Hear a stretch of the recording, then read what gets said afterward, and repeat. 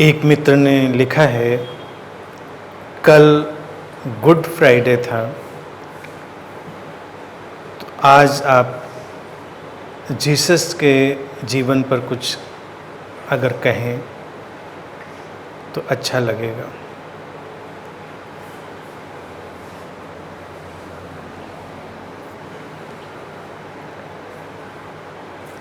कल good Friday था, पूर्णिमा भी थी और जीसस का जो जीवन पूछा है ये एक बड़ा ही खूबसूरत अध्याय है मनुष्यता के इतिहास में। जीसस का वास्तविक होना और जो क्रिश्चियनिटी या जो ईसाईयत जीसस को पेश करती है, इन सब में बड़े फासले हो सकते हैं। हमेशा फासले होते हैं। जैसे जो बुद्धिज़्म है और जो बुद्ध हैं, इनके बीच बड़ा फासला होगा। जब भी कोई धर्म या कोई संप्रदाय किसी भी व्यक्ति के आसपास बनता है तो व्यक्ति की मूलभूत जो ओरिजिनल उसकी पर्सनैलिटी है उसको मैनिपुलेट किया ही जाता है। इसको हमें स्वीकार कर लेना चाहिए। इसमें कोई अड़चन नहीं है, ना कोई वाद विवाद है, ना इसमें कोई धार्मिक आस्था का विषय है। हमको मान लेना चाहिए, आज हम इतने समझदार हो चुके हैं, ओपन माइंडेड हो चुके हैं कि ये मैनिपुलेशन तो होता ही है और बिना मैनिपुलेशन के कोई भी रिलीजन या कोई भी कल्ट पैदा नहीं हो सकता। जीसस एक बहुत ही प्यारे व्यक्ति थे और मेरे भी बहुत प्रिय जो आध्यात्मिक लोग रहे उनमें से जीसस हैं। जीसस को जब मैं देखता हूं तो वो एक मानवीय यात्रा का, एक मानवीय विकास का जो बहुत ही अच्छा तरीका हो सकता है या ढंग हो सकता है, जीसस उसके जीते जागते उदाहरण। जीसस के जीवन में ऐसी पारलौकिक घटनाओं का वर्णन नहीं है, हालांकि वो तो बाद में डाला जाता है, लेकिन अगर हम बहुत गौर से देखें तो दिखाई देगा कि नहीं हो सकता। अगर व्यक्ति वैसा जीवन जिएगा जैसा कि हमको दिखाई दे रहा है तो तमाम जो चमत्कारिक और पारलौकिक बातें कही जाती हैं वो नहीं होंगी। मान्यता ये भी है और इस बात के तमाम प्रमाण भी मिलते हैं कि जीसस भारत आए अपने किशोर अवस्था में और यहाँ भटके, घूमे और साधना की, सीखा। और ये भी मान्यता है कि जीसस बुद्ध से बहुत प्रभावित थे और उन्होंने कई महत्वपूर्ण बुद्धिस्ट मॉनेस्ट्रीज़ में यानी बौद्ध मठों में साधना की, वहाँ रहे। इस पर कई किताबें भी लिखी गईं, कई तरह के वर्णन हैं इस बात को लेकर। जीसस को देखकर भी ये बात कही जा सकती है, उनकी टीचिंग्स को देखकर भी ये बात कही जा सकती है कि सच हो सकता है। कितना सच है कितना नहीं है ये सब शोध का विषय है। जो प्रचलित है उसकी ही बात हम कर रहे हैं। अब अगर जीसस बुद्ध से प्रभावित हुए और भारत आए और यहाँ वो किसी बौद्ध मठ में रह के गए तो निश्चित ही उनकी शिक्षाओं पर जो प्रैक्टिकल स्पिरिचुअलिटी है, जो व्यावहारिक अध्यात्म है, उसकी छाप पड़नी ही थी। क्योंकि बुद्ध मनुष्यता के इतिहास में सबसे ज़्यादा व्यावहारिक अध्यात्म को सामने लाने वाले व्यक्ति रहे। बुद्ध किसी फैंटेसी को हवा नहीं देते। बुद्ध भी किसी ऐसी अदर वर्ल्डली फिलोसॉफिकल एब्स्ट्रैक्ट बातों में कोई रुचि नहीं दिखाते जिनसे मनुष्य के जीवन का कोई सरोकार नहीं। वो अलग बात है कि जब बौद्ध धर्म बनता है तो तमाम तरह की बातें उसमें शामिल कर दी जाती हैं जो धीरे धीरे जनमानस का हिस्सा बनती हैं, क्योंकि लोग उसी से प्रभावित होते हैं। लेकिन बुद्ध जैसे लोग, जीसस जैसे लोग लोगों को प्रभावित करने के लिए काम नहीं करते हैं। आम तौर से लोगों को लगता है जो ऐसे लोग हैं वो लोगों को प्रभावित करना चाहते हैं।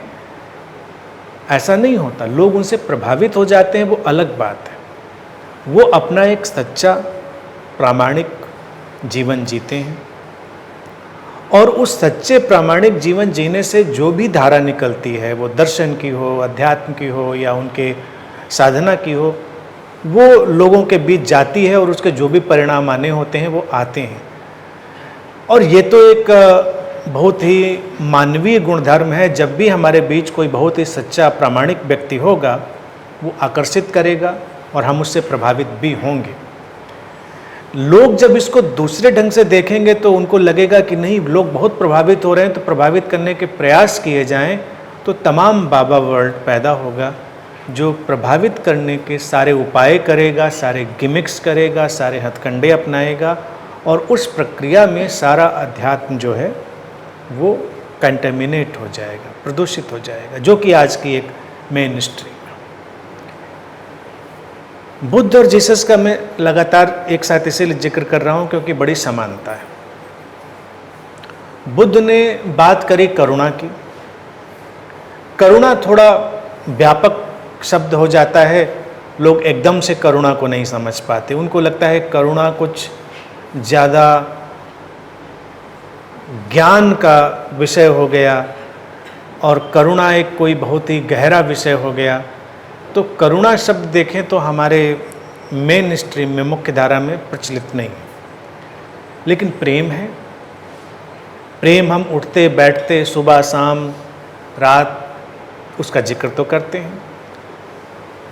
जीसस जब वहाँ से लौटे भारत से, तो वर्णन नहीं है कि वो 28 साल के आसपास अचानक वो प्रकट होते हैं और लोगों के बीच टीचिंग्स देना शुरू करते हैं।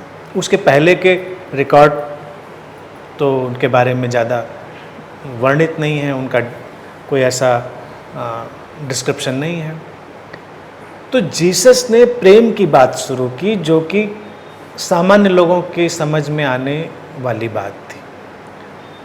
अब ये देश काल का और जो भी तत्कालिक परिवेश और परिदृश्य था उसका अंतर था। बुद्ध का जो देश काल परिवेश था, जो उनका टाइम था, वो बहुत पढ़ा लिखा समझदार, उनके आसपास के लोग भी बहुत ही सुशिक्षित और समृद्ध थे, तो वो बहुत सारी वो बातें कह सकते थे, अफोर्ड कर सकते थे जो बहुत गहरी थी और उनको समझा जा सकता था। जीसस ज़्यादातर उन लोगों से बात कर रहे थे जो इलिटरेट थे, अशिक्षित थे, और गरीबी भी थी चारों तरफ पर्याप्त मात्रा में। तो उन्होंने प्रेम शब्द को चुना, प्रेम की टीचिंग को रखना उन्होंने शुरू किया। अब उसको जब वो डिफाइन करते हुए जाएंगे और जब उसको बहुत अलग अलग ढंग से वो पेश करेंगे, तो प्रेम बड़ा व्यापक अर्थ ले लेता है। इसीलिए जीसस के पीछे प्रार्थना विकसित हुई। अब ये अलग बात है कि जीसस के लिए प्रार्थना तो प्रेम का ही एक, देखा जाए, खिला हुआ रूप था, फ्लावरिंग थी, और फ्लावरिंग हुई प्रेम की तो करुणा में ही बदलेगी। लेकिन पीछे जो प्रार्थनाएं आती हैं वो मनुष्य की कमजोरी से प्रभावित होती हैं, और मनुष्य की कमजोरी हमेशा कुछ मांगने की, कुछ पाने की, कुछ अतिरिक्त शक्तियां बटोर लेने की ही होती है। तो सब प्रार्थनाएं, चाहे वो हिंदुओं की प्रार्थनाएं हों, चाहे वो बौद्धों की प्रार्थनाएं हों, चाहे वो ईसाइयों की, किसी भी समुदाय की प्रार्थनाएं हों, तो प्रार्थनाओं में तो कुछ चमत्कारिक बातों की अपेक्षा, मांग, वही सब भरी होती है, और हम उनसे वही अपेक्षा करने की कोशिश करते हैं कि भाई ये हो जाएगा, तो प्रार्थना करेंगे तो हमारे ये काम बन जाएंगे, प्रार्थना करेंगे तो जो चर्च और ये सब चलता है, सारा कार्य व्यापार, उसमें यही सब चलता है। तो रियल जीसस तो वहाँ से नदारद हो जाते हैं। हमेशा रियल जो एंटिटी होती है वो नदारद ही हो जाती है कल्ट्स में। अब जीसस के प्रेम की जो शुद्धता थी वो इतनी प्रभाव वाली थी और ऑब्वियसली क्रांतिकारी भी थी, लोगों से बर्दाश्त नहीं हुआ। जीसस लोगों के लिए बहुत सहन करने वाले व्यक्ति नहीं रह गए। धार्मिक व्यक्ति सहन किया जा सकता है, लेकिन सच्चा मेडिटेटिव और प्रेमपूर्ण व्यक्ति सहन किया जाए, ये संभव नहीं है, क्योंकि वो लोगों के जीवन में अंतर लाएगा, रूपांतरण लाएगा, ट्रांसफॉर्मेशन लाएगा। ट्रांसफॉर्मेशन किसी को नहीं चाहिए। तो जीसस के जीवन में सारे उतार चढ़ाव, अप एंड डाउन है। थोड़ा ही उनका देखा जाए टीचिंग्स का स्पैन है और उसमें ये सब घटनाक्रम होते हैं। अब जैसे कल गुड फ्राइडे था, ये ईस्टर का दिन है, तीसरे दिन वो रेस्यूरेक्ट होते हैं। मैं समझता हूँ गुड फ्राइडे तक तो ठीक है, सलीब पर लटकाया जा सकता है, उस समय के ऐसी व्यवस्थाएं थी। लेकिन जो रेस्यूरेक्ट होने का मसला है, ये क्रिश्चियनिटी का आविष्कार है कि अब उनको हमें अतिमानवीय बनाना है, अतिमानवीय बनाना है कि वो गायब होकर और रेस्यूरेक्ट हो जाते हैं, सीधे आसमान में पहुंच जाते हैं क्योंकि वो ईश्वर के पुत्र हैं। एक धारणा ये भी कहती है कि उस पर भी कुछ पुस्तकें लिखी गई, मुझे नहीं पता कि वो कितना प्रामाणिक है और कितना नहीं है। कहते हैं कि जीसस वस्तुतः रेस्यूरेक्ट नहीं हुए थे, वहाँ से उनको बचा लिया गया था, सलीब से उतार कर और उनको रेस्क्यू करके कश्मीर ले जाया गया और फिर कश्मीर में कहते हैं वो 80-82 साल की उम्र तक रहे। तो कुछ इसके फेवरेबल एविडेंस भी मिलते हैं कि हाँ, ऐसा शायद हो सकता है। अब ऐसा हुआ हो या ना हुआ हो, दोनों बातों से कोई अंतर नहीं पड़ता, क्योंकि जो व्यक्ति उसके बाद रहा उसका जीसस के पुराने व्यक्तित्व से, टीचिंग से कोई बहुत लिंक और सरोकार हमारे सामने नहीं आया है। यानी कि दोनों की कंटिन्यूटी हमारे सामने इस्टेब्लिश नहीं है।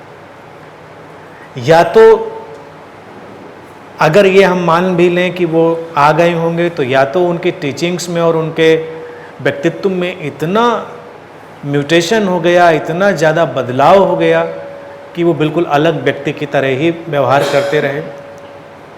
जैसे हमारे यहाँ नेताजी सुभाष चंद्र बोस का मिथ है, तो पॉसिबिलिटी तो हो सकती है, पॉसिबिलिटी से कोई इनकार नहीं किया जा सकता। अगर हम नेताजी के मिथ यानी सुभाष चंद्र बोस के मिथ को एक्सेप्ट करें कि वो नहीं मरे प्लेन क्रैश में और फिर वो एक सेक्लूडेड अलग थलग जिंदगी जीते रहे, बिल्कुल अपने में गुम, तो बिल्कुल 180 डिग्री का डिफरेंस है। एक व्यक्ति जो बिल्कुल एक्टिव है, एग्रेसिव है, अपनी बात रखने में हिचकता नहीं, जो करना है उसको करता है, और एक वो व्यक्ति जो बिल्कुल अपने मौन में चुपचाप खोया हुआ है, यानी सब चल रहा है, देख रहा है, समझ रहा है, लेकिन खामोश है, कुछ करता नहीं। अगर हम इसको एक्सेप्ट करें कि ऐसा भी पॉसिबल है, तो ये घटना भी जीसस की घटना से मिलती जुलती हो सकती है। जीसस की घटना भी ऐसी हो सकती है कि हो सकता है इतना उनको सदमा लगा हो, अगर हम माने लग सकता है, और जो इनलाइटेंड लोग हैं, मास्टर्स हैं, उनको भी लग सकता है, या इतना डिसइल्यूजनमेंट उनको हुआ हो अपने आसपास के लोगों को देखकर कि जब वो लौट कर गए हों रेस्यूरेक्ट होने के बाद, तो उन्होंने सब छोड़ दिया हो और अपनी अलग तरह की ज़िंदगी या अलग तरह की बातें उन्होंने करनी प्रारंभ करी। बुद्ध के जीवन में भी उदाहरण है। कहते हैं कि जब वो अपनी बातें समझाते समझाते एक लंबी यात्रा कर चुके थे, तब उनके संघ में वर्चस्व की लड़ाई शुरू हो गई। वर्चस्व की, ज्ञान की लड़ाई, प्रमुख दिखने की मारामारी शुरू हुई। देवदत्त का प्रकरण जानते ही हैं सारे लोग। देवदत्त ने उसमें फूट डाली। कहते हैं वो भी बहुत अच्छा वक्ता था, प्रभावित किया लोगों को, संघ को तोड़ दिया। तमाम लोग देवदत्त के साथ चले गए।